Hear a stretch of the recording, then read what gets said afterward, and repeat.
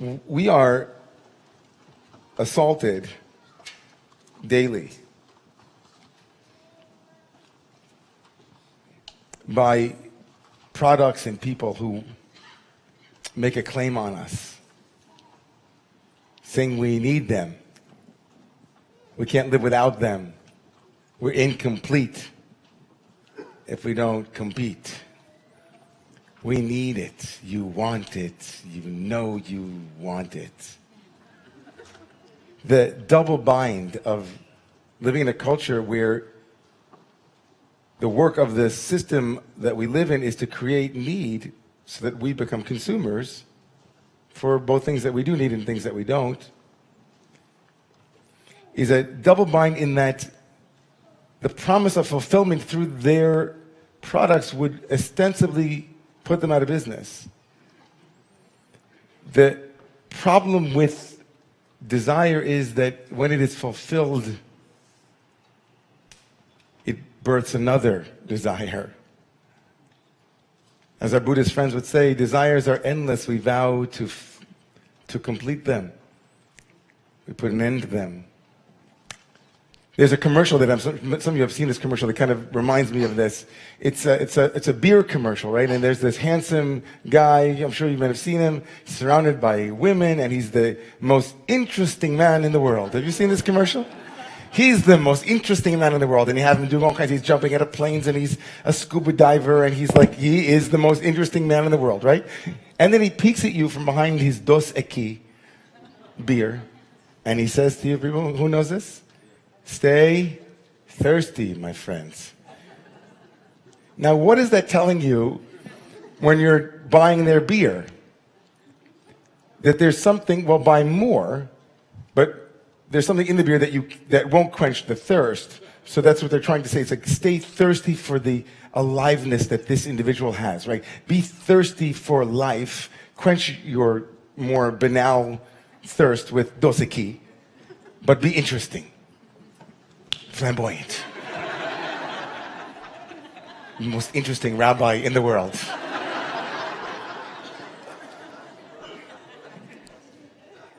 You know, this staying thirsty and quenching a thirst, it's a theme, of course, that I alluded to in Buddhism. And my friend Sylvia Borstein and I, when we had our dialogue about Judaism and Buddhism, she went off on those who say Buddhism X, right? Just like rabbis will say, oh, Judaism X, when you think that you can speak about Judaism with authority because it's so simple, without recognizing that it's rather complex. There are many Judaisms, as Neusner pointed out. And Sylvia Borstein said, there are many Buddhisms. You can probably find everything you can possibly imagine under the Buddhist canopy, right, for belief. And one belief that many in the West have about Buddhism is that the first noble truth of the Buddha was that desire leads to suffering. And Dr. Mark Epstein, another Jewish Buddhist, wrote a book called Opening to Desire, or Open to Desire. And in it, he explores desire. And he writes passionately about it. And he writes that the reason he's writing the book is to dispel the common misunderstanding of, quote, Buddhism strives to eliminate all desire. He writes, the actual word that the Buddha used to describe the cause of suffering, or dukkha, is not desire, it was tanha, which means thirst or craving. It connotes, he writes, what we might also call clinging, the attempt to hold on to something that is ungraspable. Not the desire for happiness or completion. Those are healthy desires, but the desire to hold on to what is essentially unhold-onable, or made up that word. You can't grasp it, right? You can't hold on to it. And tanha, which means thirst. Stay thirsty, my friends. He then goes on to tell a story about a Sufi that many of you might have heard of, Nasruddin. He's a kind of clown figure, kind of a wise man of Chelm individual. Nasruddin, in the Sufi tradition, I think I've told the story in the shul. He's sitting in the center of a Middle Eastern marketplace, crying his eyes out. A platter of peppers are spilled out on the ground before him. And steadily and methodically, he's reaching for pepper after pepper and crying as he chews them deliberately. And he's wailing, and someone says to him, Nasruddin, what's wrong with you? Why are you eating these peppers? As the tears are flowing down from his face, he turns to them and he says, I'm looking for a sweet one. So the story, of course, is so brilliant, right? Because it points out at once the problem with desire, right? Which is that inevitably, as Freud, and Buddha, of course, and then Freud pointed out, we can't get satisfaction. It ultimately always leaves a remainder, right? That despite our desire and our imagining that we will finally get the sweet one, we never wake up. It perseveres, that suffering perseveres. We are indefatigable in our pursuit of pleasure, and we never realize that we can't get it. But in that Sufi tradition, like in the Jewish tradition, there's something powerful about Nasruddin's story, which is also necessary to point out, which is that for Sufis who are theists and Jews who also are theists, there is something about the yearning, the desire, which itself is holy. The desire itself, that there are some cravings that keep us alive. A craving for God in the spiritual tradition of Sufism, a craving, a thirst for God in the Jewish tradition, is a way of entering into the infinity of desire and hopefully not clinging as we recognize its infinitude. Softening. It's a piece of that Nasruddin story. And of course, thirst is a very prominent feature of the fourth book of the Bible that we are about to enter into tomorrow morning, the book of Bamidbar, which literally means in the wilderness or in the desert. You can imagine an image that is as strong as the desert would make us think of thirst. And in fact, the Israelites in the desert are going to be looking for water at every turn. In fact, in a moment, they're going to be looking for water. The Midrash says, why is the Midbar a place where Torah is given? So the famous answer is that it is to teach each and every one of us to be hefker like the Midbar. That each and every one of us should be unpossessed, and if we are unpossessed the way the wilderness is unpossessed, then we can receive Torah. Torah is given to those who are not possessed by something else. But much like that image, there's another image. The reason why the Torah is given in the desert is because the Torah is compared to water, says the Midrash. Hoi kol tzamei lechu l'mayim, let all who thirst come to water. And the Sfas Emes, the great Ger Rebbe, says, in order to receive Torah, the desert is employed as an image to tell you that if you don't know that you're missing something, if you don't know that you thirst for something, Torah doesn't have a place to land. That revelation, wisdom, is predicated by a sense that something here isn't right.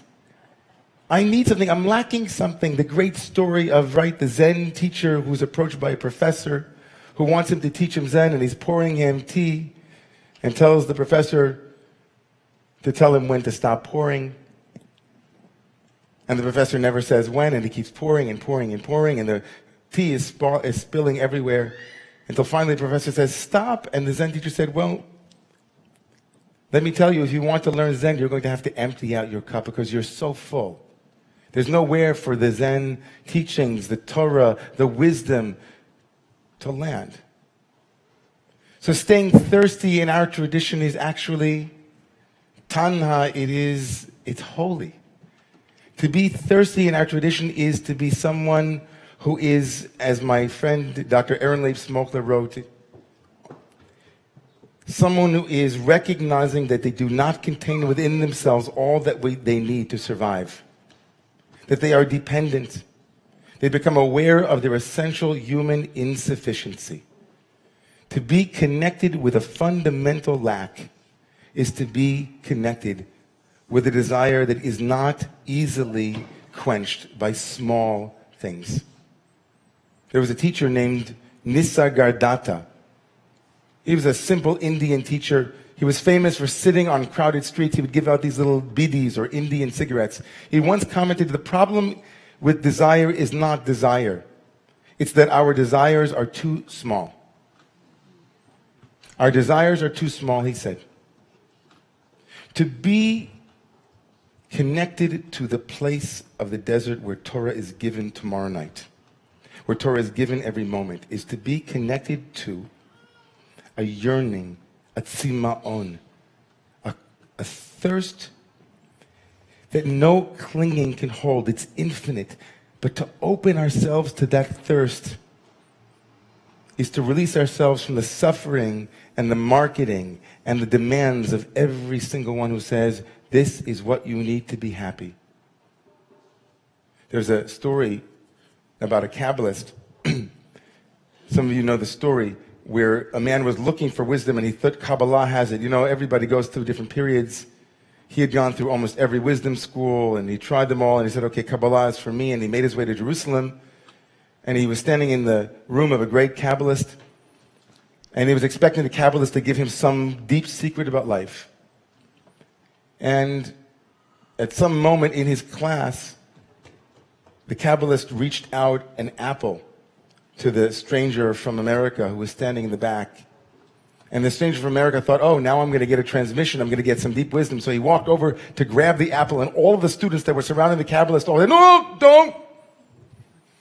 And so he stood back, and, oh, I'm scared. And then he went to do it again, and it went forward like 3 or 4 times. They kept back and forth. The teacher would extend the apple, and then the student would get scared. And until finally he looked around, and all of those were saying, don't.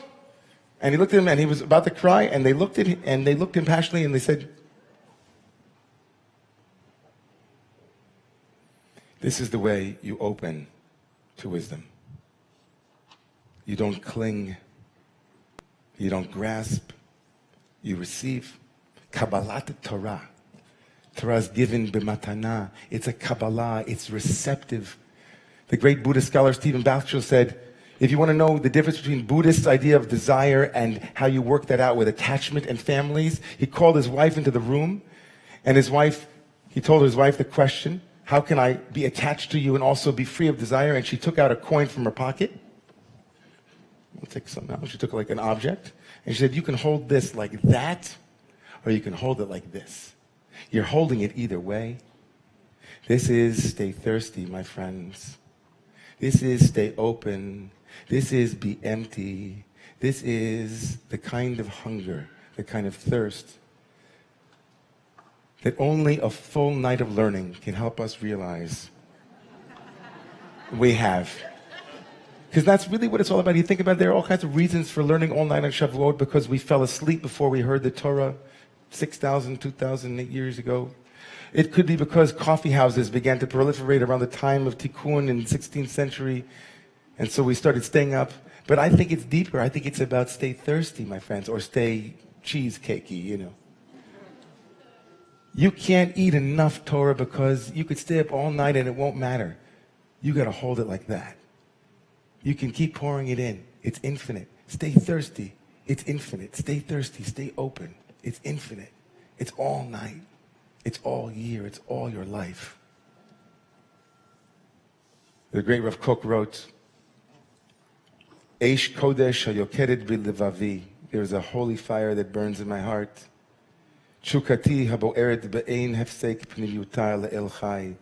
I have a fire that burns without stop for the living God. Tzama nafshi le'el chai. I'm thirsty for you. Stay thirsty, my friends. Please rise.